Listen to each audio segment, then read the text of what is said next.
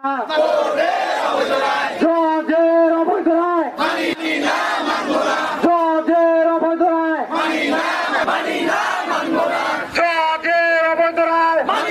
জজের কালো হাত জজের।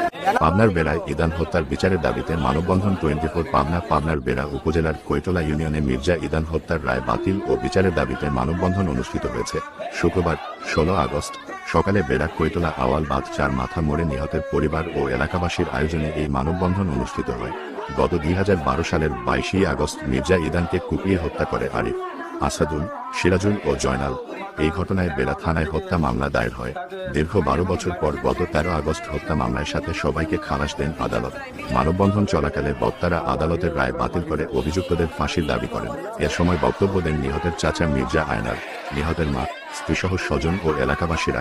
মানববন্ধন শেষে বিক্ষোভ মিছিল বের